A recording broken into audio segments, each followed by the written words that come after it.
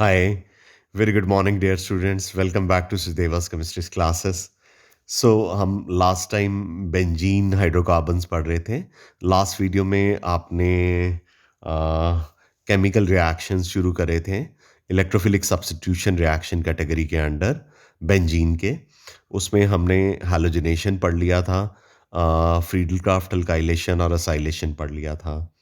तो वो 3 chemical properties electrophilic substitution के अंदर पढ़ने के बाद चौथी इलेक्ट्रोफिलिक सब्स्टिट्यूशन रिएक्शन की प्रॉपर्टी हमारे पास सल्फोनेशन है. तो बेंजीन को जब फ्यूमिंग सल्फ्यूरिक एसिड के साथ 330 केल्विन टेम्परेचर पे हीट करते हैं, तो यहाँ से जो हाइड्रोजन है उसे सल्फ्यूरिक एसिड से सल्फोनिक एसिड ग्रुप जो है सब्स्टिट्यूट कर देता है और हमारे पास बेंजीन सल्फोनिक एसिड आ जाता है. या आप अगर फ्यूमिंग सल्फ्यूरिक एसिड नहीं यूज़ करना चाहते, आप क्लोरोसल्फोनिक एसिड भी यूज़ कर सकते हैं और आपको बेंजीन सल्फोनिक एसिड मिल जाएगा. मैकेनिज़्म का नाम इसका इलेक्ट्रोफिलिक सब्स्टिट्यूशन ही है, तो मैकेनिज़्म हम पढ़ेंगे.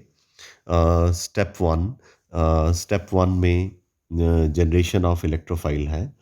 तो जनरेशन ऑफ इलेक्ट्रोफाइल में दो सल्फ्यूरिक एसिड के जो मॉलिक्यूल हैं वो सल्फर ट्राइऑक्साइड, बाइसल्फेट आयन जिसे आप हाइड्रोजन सल्फेट आयन कहते हैं आजकल, और हाइड्रोनियम आयन मिल जाएगा.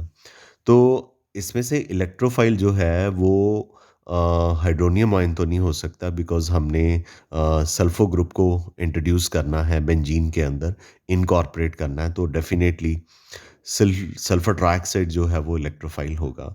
ऑब्वियसली ये सल्फोनिक एसिड ग्रुप नहीं है, लेकिन हम इसे सल्फोनिक एसिड ग्रुप लास्ट तक बना देंगे मैग्नीज़ियम के एंड तक.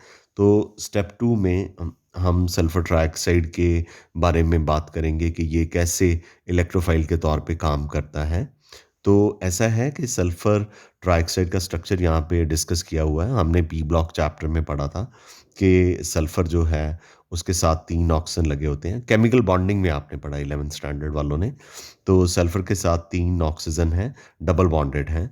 तो रेजोनेंस में एक डबल बॉन्ड ऑक्सीजन के ऊपर अगर शिफ्ट करता है, बिकॉज़ ऑक्सीजन की इलेक्ट्रोनेगेटिविटी सल्फर से ज़्यादा है, तो सल्फर के ऊपर नेगेटिव चार्ज और सल्फर के ऊपर पॉजिटिव चार्ज और ऑक्सीजन के ऊपर नेगेटिव चार्ज. और अगर ये बॉन्ड दोबारा से वापस चला जाता है तो फिर ये बॉन्ड वापस आ जाता है, तो सल्फ़र के ऊपर फिर से न्यूट्रल हो जाएगा सल्फ़र. तो फिर ये बॉन्ड, ये वाला ऑक्सीजन जो है अपनी तरफ अट्रैक्ट कर लेगा, इन पाई बॉन्ड को अपनी तरफ अट्रैक्ट कर लेगा. अब इस ऑक्सीजन के ऊपर नेगेटिव चार्ज आ जाएगा. तो इस रेजोनेटिंग स्ट्रक्चर में ये नेगेटिव चार्ज जो है ये दोबारा अगर वहाँ पे वापस आता है, तो सल्फ़र के ऊपर पॉजिटिव चार्ज फिर से ख़त्म हो जाएगा और अब ये ऑक्सीजन बॉन्ड को पाई बॉन्ड को अपने ऊपर पुल कर लेती है. एज ए रिज़ल्ट हम देख सकते हैं कि इन रेजोनेटिंग स्ट्रक्चर्स में ऑक्सीजन के ऊपर नेगेटिव चार्ज और सल्फ़र के ऊपर पॉजिटिव चार्ज है. तो ऑब्वियसली ये जो स्ट्रक्चर है, ये इसके ऊपर सल्फ़र में पॉजिटिव चार्ज है. तो बेंजीन का जो पाई बॉन्ड है वो पॉजिटिव चार्ज सल्फ़र के ऊपर अटैक करेगा और सल्फ़र ट्राइऑक्साइड जो है उसके ऊपर एक नेगेटिव चार्ज आ जाएगा, बिकॉज़ इस बॉन्ड ने सल्फ़र के ऊपर अटैक कर दिया है. तो एक नेगेटिव चार्ज तो फिर भी रहेगा ही. अगर हम ये अज़्यूम कर लें कि इस बॉन्ड ने जो है इसका पॉजिटिव चार्ज ख़त्म कर दिया, तो अब सल्फ़र ट्राइऑक्साइड जो है, यहाँ पे हाइड्रोजन तो पहले से ही लगा होता है, तो ये सल्फ़र ट्राइऑक्साइड जो है इसके ऊपर नेगेटिव चार्ज आ जाएगा. तो चूँकि ये बॉन्ड जो है सल्फ़र ट्राइऑक्साइड के ऊपर अटैक कर रहा है, तो इस बेंजीन रिंग के इस कार्बन के ऊपर कौन-सा चार्ज आएगा? Positive charge. बेंजीन रिंग हो गई ब्रेक. अब ये बॉन्ड इधर शिफ्ट हो जाएगा ताकि बेंजीन रिंग के ऊपर पॉज़िटिव चार्ज ना आए. तो एज़ ए रिज़ल्ट इस कार्बन के ऊपर जो है वो पॉज़िटिव चार्ज आ जाएगा. रेज़ोनेटिंग स्ट्रक्चर बनने शुरू हो गए. तो अब ये वाला बॉन्ड इधर शिफ्ट कर जाता है, तो फिर इस कार्बन पे पॉजिटिव चार्ज आ जाता है. तो इसका जो रेजोनेंस हाइब्रिड हम दिखाएंगे, उसमें दिखाएंगे कि रिंग जो है वो कंप्लीट नहीं है और पॉजिटिव चार्ज जो है वो सारे कार्बन्स को टच कर रहा है और हमारे पास ये कार्बोकटाइन आ गया. और ये स्लो स्टेप है और ये रेट डिटर्मिनिंग स्टेप है. जो रिएक्शन का रेट है वो इस स्टेप से डिटर्मिन होता है. तो स्टेप 3 में हमें एक तो इस हाइड्रोजन को यहाँ से लेकर के जाना है, तो इस प्रोटॉन का लॉस होना चाहिए। तो बाइसल्फ़ेट आयन जो हमारे पास स्टेप 1 में आया था, वो हाइड्रोजन को अब्स्ट्रैक्ट करके ले जाएगा और ये बॉन्ड जो है बेंजीन के अंदर चला जाएगा। तो बेंजीन के साथ SO3 नेगेटिव लग गया और ये H जो है हाइड्रोजन सल्फ़ेट के साथ कंबाइन करके सल्फ्यूरिक एसिड बना देगा। तो स्टेप 1 में आपको याद होगा कि हमारे पास एक हाइड्रोनियम आयन भी आया था।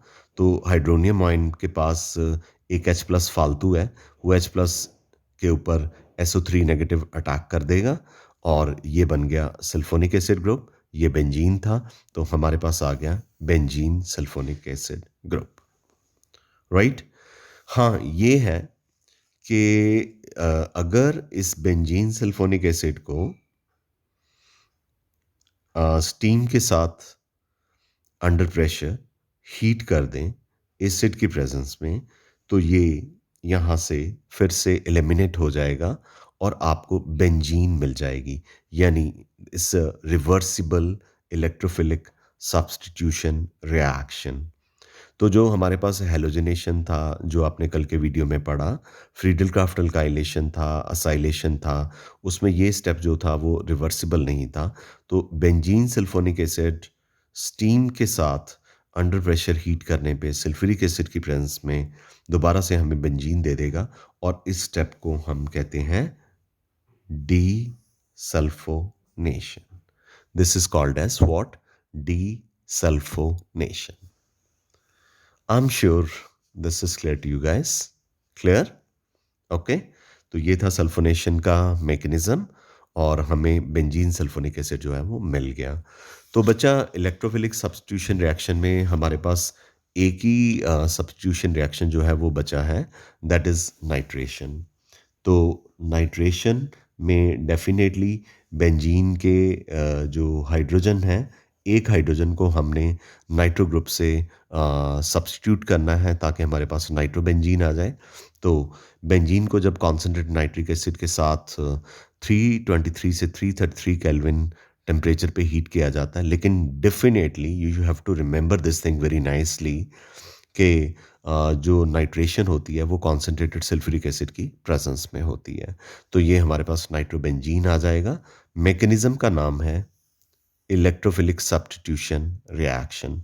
स्टेप 1 में एज़ यूजुअल हमें इलेक्ट्रोफाइल को जनरेट करना है।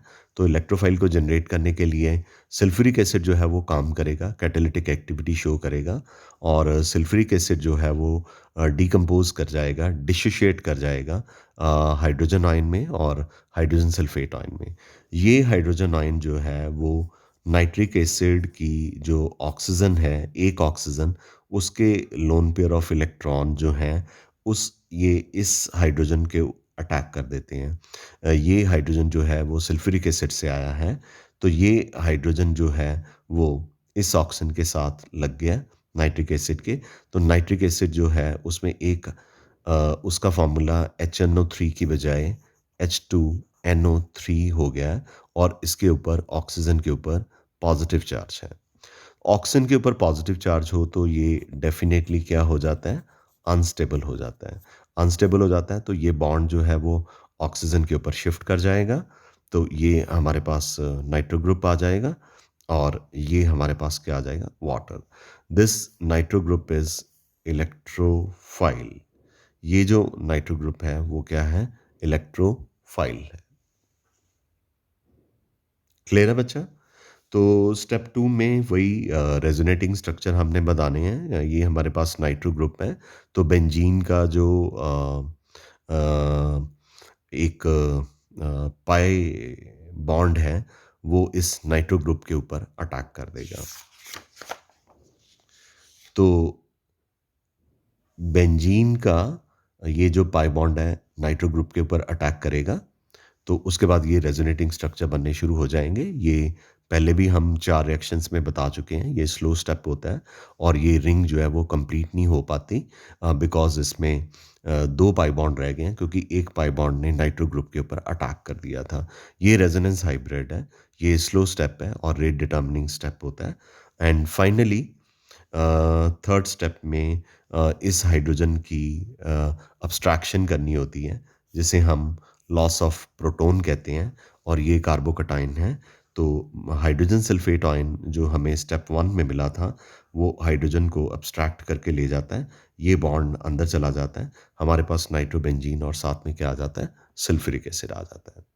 ठीक है? तो ये नाइट्रोबेंजीन हमें बनाना था, तो इस तरह से इलेक्ट्रोफिलिक सब्स्टिट्यूशन रिएक्शन जो है वो हमारे फिनिश हुए। इलेक्ट्रोफिलिक सब्स्टिट्यूशन रिएक्शन में हमने क्या-क्या पढ़ा? एक बार फिर से हम रिकैप कर लें। हमने बच्चा पढ़ा हैलोजेनेशन, हमने पढ़ा Friedel-Crafts alkylation, Friedel-Crafts acylation, sulphonation and nitration. ठीक? अब हमारे पास एडिशन रिएक्शन है। तो एडिशन रिएक्शन बहुत ही सिंपल है।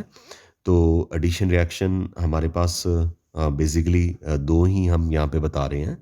अ क्योंकि बेंजीन के एडिशन रिएक्शन जो है ना वो बहुत ईज़िली नहीं होते। जितनी ईज़िली इलेक्ट्रोफिलिक सब्स्टिट्यूशन रिएक्शन हो जाते हैं, उतनी ईज़िली एडिशन रिएक्शन नहीं होते।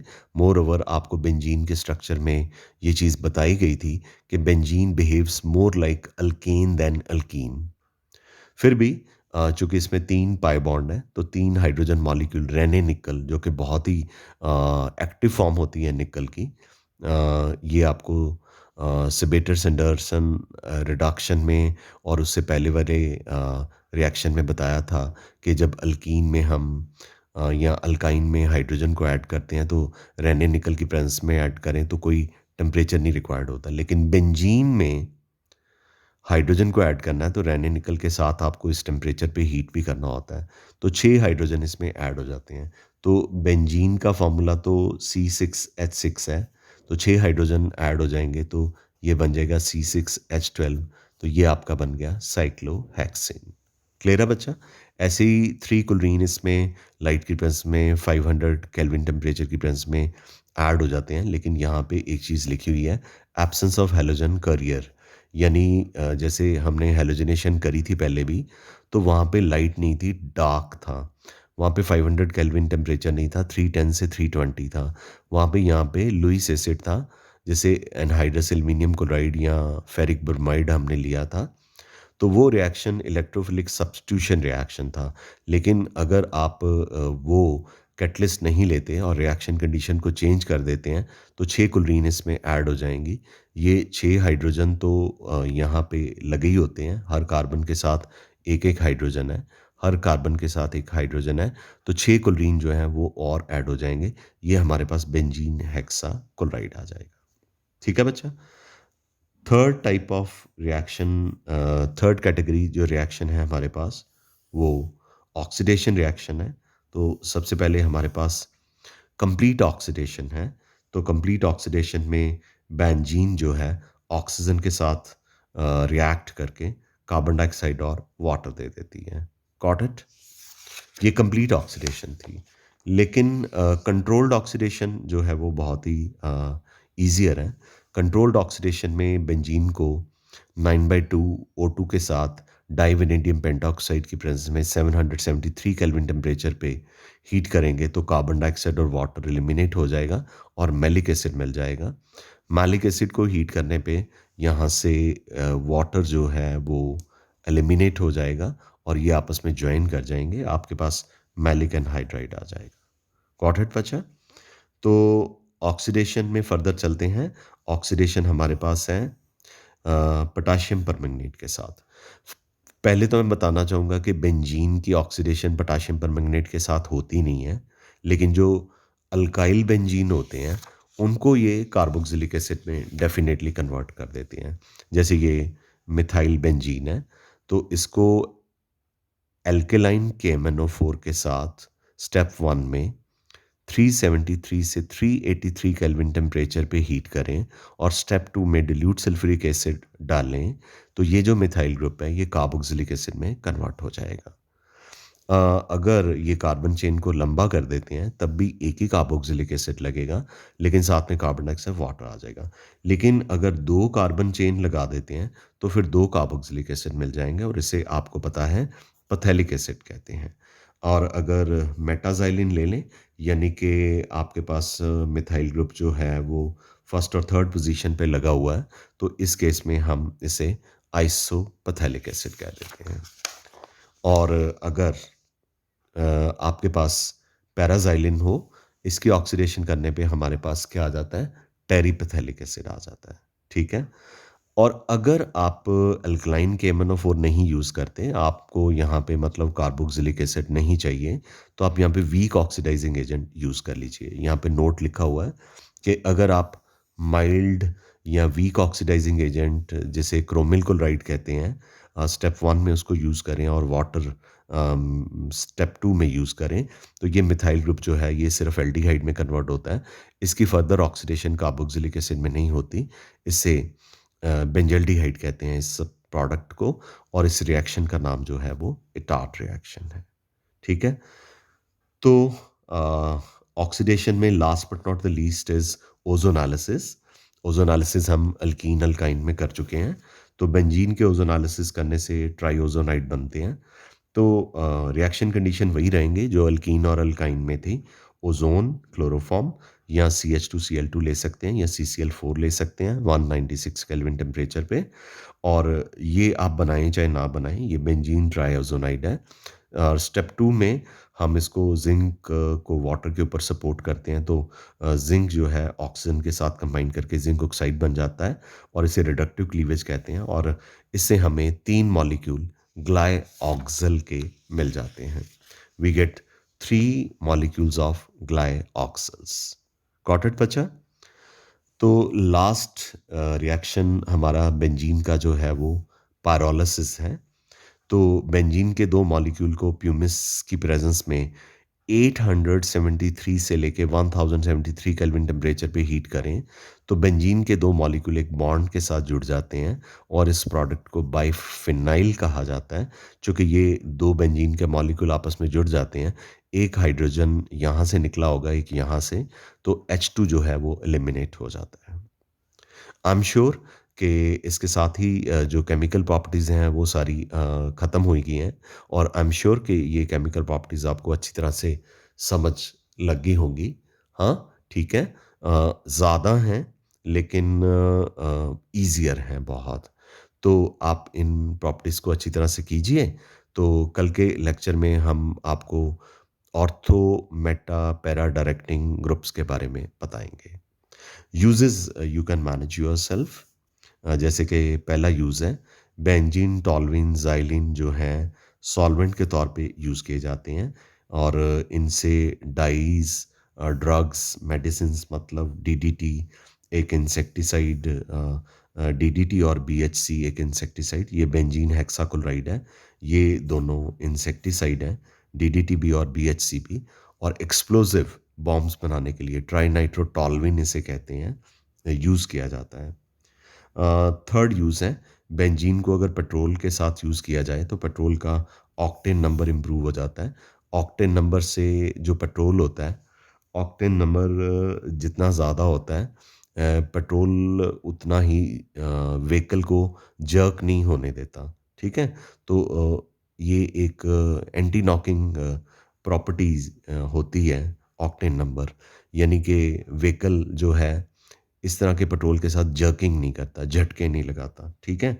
तो जितना ज़्यादा किसी हाइड्रोकार्बन का या अल्केन का ऑक्टेन नंबर होता है, वो उतना ही ज़्यादा पेट्रोल का वैरायटी को समझा जाता है, ठीक है? और चौथी प्रॉपर्टी है, पैराज़ाइलिन को हम टेरिपेथेलिक एसिड बनाने के लिए यूज़ करते हैं, जिससे हम टेरिलीन नाम का सब्सटेंस बनाते हैं। ये हम प्लस 2 स्टैंडर्ड में पॉलीमर के चैप्टर में भी पढ़ेंगे। I'm sure, guys, you are very much clear about this lecture. With this, I shall like to take leave from you. In case you had got any problem in the lecture, you can either attend offline classes, or you can talk to me after 6:30 in the evening. Good day. Love you all. Have a great day.